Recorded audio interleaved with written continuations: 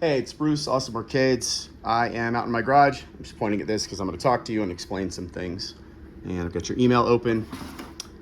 So let's see. So basically, I'm just going to film this and then I'm going to put it on a private YouTube link. I'll pick up my phone every few seconds. I know you don't want this kind of game. I'm just going to explain things for this using this because I don't have one of my stand-ups with me right now.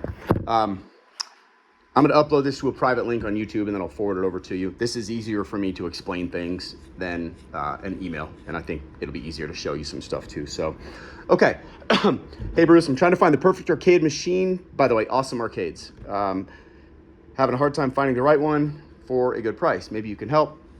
You want a 2-player machine with a 32-inch screen. Okay, that narrows it down because I only have 2 different options for that. So that'll be easy. We'll talk about those in a second. Dedicated 4-way with the 2 8-ways. That one kind of confused me because I'm not sure. So that would be a 3 joystick arcade, if I'm not mistaken. Correct me there if I'm wrong. But a dedicated 4-way, so it's got to have a 4-way and 2 8-ways. So 3 total, right? Trackball and a spinner, pinball buttons on the side. All main games, not an edited list. Not sure, you'll have to elaborate on that. DAPHNE games, I'm not even sure what that is. Virtual pinball tables, 80s and early 90s games. Okay, and then you just say, I understand the majority of arcade machine builders can't get into specifics to matching my game list perfectly. Most use Hyperspin. Well, first of all, let me just tell you what my machines are. Let's look at them. And let me put this down here. I don't have any with me. I'm at home right now. I'm getting ready to go camping. So I'm just, I went on my cell phone and I took some screenshots and obviously I can show you more of these in person. So this is my Storm arcade. That is my Typhoon. And if you go to my website, in the product description for each one of these machines, if you go to my website, you'll see 8 products on the main landing page. Each one of these has its own product details page. If you click it and then scroll down, you'll find all the specifics. In addition, there are direct links to marketing videos, and those marketing videos will tell you everything you need to know. But both of these are 32-inch monitors. Now, both of these machines are seated. They have an optional base that has been added to these cabinets, and you can see it here. That base is an option during checkout. It's $295 extra. Without the base, these would be seated machines. So the difference between these 2 cabinets, first of all, you can kind of see, gosh, why does that look so bad? I'll attach these pictures to the email because this is not doing it justice, trying to do like a picture of a picture. I'm gonna wipe down the screen here. But anyway, there's better pictures on the website. This is the cabinet without the base that I just talked about. You can see that it's a little bit shorter. You can just kind of see the difference. Anyway, here's the primary difference. The Typhoon is made of melamine. The Storm has a metal subframe with an exterior decorative shell that allows me to change the color. So you'll notice on some of the pictures, it's red, and then I have a blue one. I didn't take a picture of it, but that one also comes in blue. So this one, the Storm, comes in blue, red, black. The Typhoon only comes in black. The Typhoon is made of melamine. It's 2 inches taller. It's 30 pounds heavier. They have the exact same control panel. They have the exact same internal components, wiring harness, power supply, Sanwa buttons, Sanwa joysticks, the LED light that's, basically it's all the same stuff. It's just, if one was a Toyota Camry, the other would be a Honda Accord. The Storm is $100 more. And again, the Typhoon I build. The Storm is the only machine on my website that I don't build. We buy those and then just resell them. So these are 2-player machines. I'm gonna pull your email back up here. They play a platform called JAMA. So JAMA is a programming language. That's a JAMA board. I'll show you more about this. I'm in my garage. So in the early 80s, arcade companies, and you may know this because you're talking about Raspberry Pi and other things, so you're probably familiar, but in the 80s, arcade companies had to settle on a standard, universally exchangeable programming language. It's almost like saying MS-DOS. So you can pull the game card out of a Pac-Man, you can put it in a Galaga, and it'll recognize the card, even though they're different companies. So it's like Blu-ray. So even though they're different movie studios, they're all making a format that is interchangeable between them.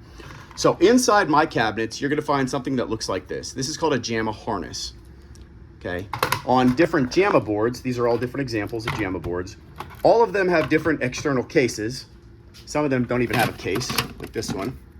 Some of them are much bigger than this. They're like, 18 inches, but they all have these things here. These things are called fingers or teeth. Here's an example of a different kind of board too.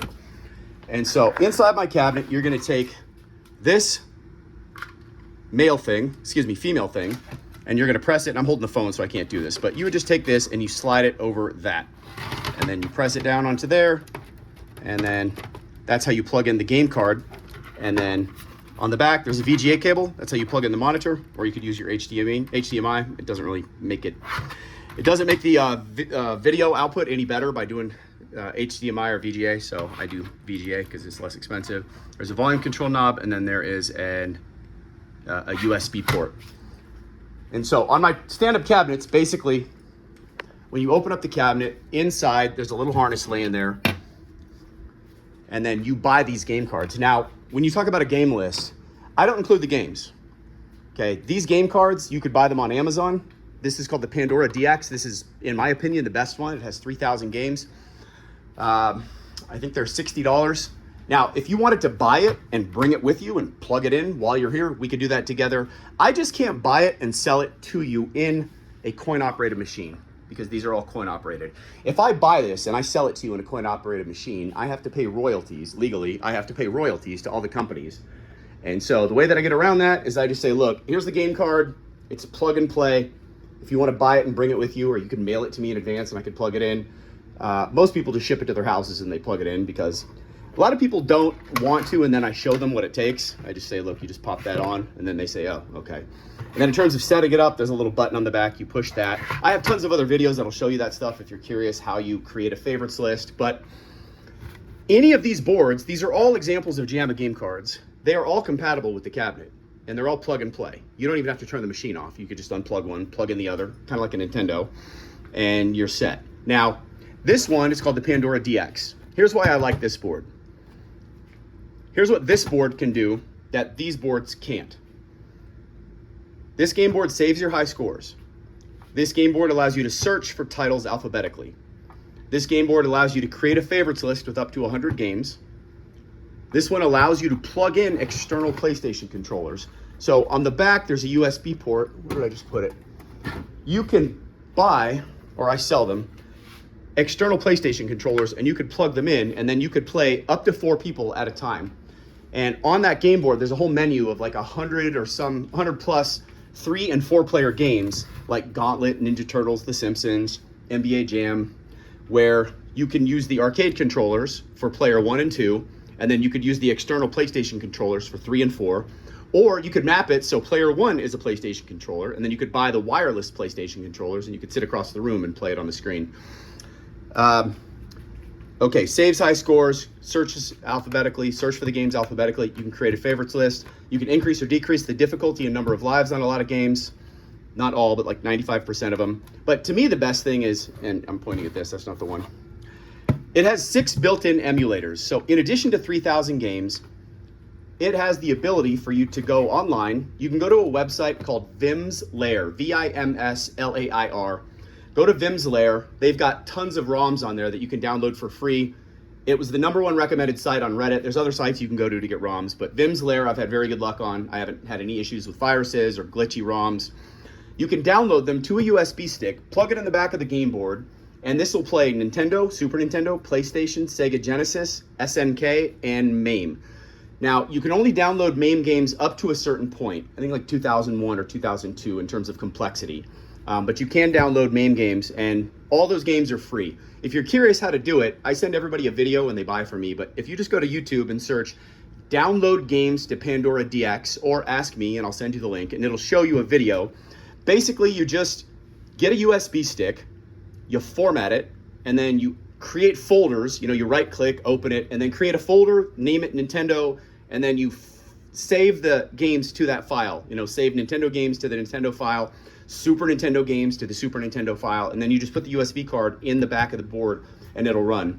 If you're curious, I've got on my YouTube channel on the top of my website, I have videos that'll show you everything that I'm talking about, but I know it's a lot of info, and instead of you having to search through all that trying to find the specific video, I could just send you a specific video that shows you any one of these features really, but specifically, you know, how you download and add games and then what it looks like when you play them and how that works.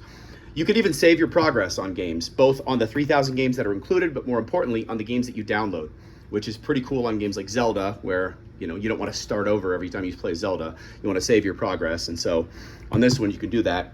Now, this is the newest Pandora. That's like the Pandora that came out in 2022. This one came out at the end of 2023. Pandora comes out with new game boards like every 18 months. They're like the iPhone. So this is like the iPhone 16. This is the newest one. Now, the Pandora 10th Anniversary Edition has a few drawbacks or differences. The primary difference between that one and this one is this one will support your trackball. This one does not support your trackball, but it does support light guns. So you could plug in light guns if you want to do the shooting light gun games. This one has 5,000 games also. It has more games.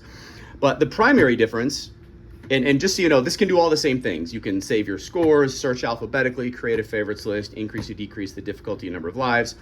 I'm not sure if you can plug in the external PlayStation controllers. I would have to double check.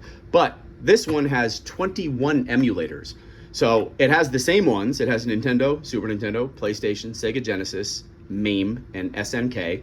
It also has PSP, Game Boy Color, Thomas Wave, Naomi. I'm trying to think. If you're curious, I can send you the list. And then some of the emulators have like a weird name. For example, it won't just say Nintendo, it says FC, because FC is FamilyCon. That's what Nintendo was called in Japan when they first released it. But at any rate, so that's how you get the games for my cabinets. I don't include them. You have to buy these game cards. I'll tell you where to buy them. Again, send them to me and I'll plug them in. Bring it with you when you pick it up, or I don't know if you're picking it up. Probably not. Blackfoot's kind of far from Boise, but so yeah, that's how you get the games. Let me go back to your email. Oh, so with regard to pinball, I don't know where to find pinball software, so I can't do that. I also don't know. I mean, the machines that I buy are built. They come pre-wired. They're set up. I don't know how to splice in buttons for paddles for pinball. So unfortunately, pinball is not something I'd be able to do. Also, with regard to Tempest, so there's one spot on the control panel for a trackball. There's not a spot for a spinner. Now, it is possible to plug in and use a spinner with the Pandora board. You can buy one from Ultimark. I think they're like $100. You have to modify the software. If you're curious, if you're into that kind of stuff, inside this case, there's a little micro SD card. If you go on YouTube, there's a bunch of hackers called Team Pandry, Pandry. And these guys have created a bunch of files that you can download to a USB stick, plug it in, and it'll run kind of different formats. You can change the graphics on some of the games, it modifies the sound, but you can modify this one so that it will accept a spinner knob on Tempest. I've never done it. I don't know how to do it, but I was playing around with, when I saw your email, ChatGPT, and it actually gives you detailed instructions and the website where you go and get the files and all that stuff. So also I have had other customers do it. So I know for a fact, but there's nowhere to plug it in on the cabinet. So if you got a spinner, it's just gonna be kind of hanging out there on the side. There's no way for me to house it in the control panel, which is pre-cut by the manufacturer. So, and look, these might be this might be like, you know, I can't do what you want. So I understand this might be dead in the water here, but unfortunately that's not stuff I can do. I'm not sure what you mean by dedicated 4-way with the 2 8-ways. So maybe you could elaborate. I mean, you can put a 4-way joystick in there. You could put an 8-way joystick in there. I mean, there's a way to take an 8-way joystick and switch the restrictor plate to make it a 4-way. It's a little hard to explain in this, but see that little white thing?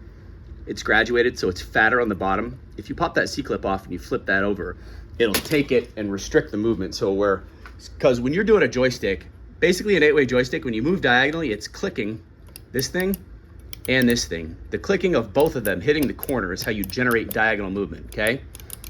And there's a little round thing that you put in here that's fat, and it's fat enough to where when you move it around in a circle, it'll click both of these at the same time. But if you flip it over, let's see what I'm talking about. That's it right there, the thing right there. See how it's fat on the bottom and it's thinner on top? That one's a little hard to see on that one. But anyway, there is a way to modify the joystick so it'll restrict the movement and you can only do 4-way. But it's not the kind of joystick where you can pull it up, spin it, pop it back down, and then it automatically changes from 4-way to 8-way. That is called a Magic Stick. The bolt pattern does not fit in these arcades, so there's no way to do that type of joystick in this cabinet. And then as far as like, if you wanted a dedicated third joystick, I can't do that. There's no way to, it's not wired for that. It does have a trackball. Well, you can get a trackball. It's an option available during checkout.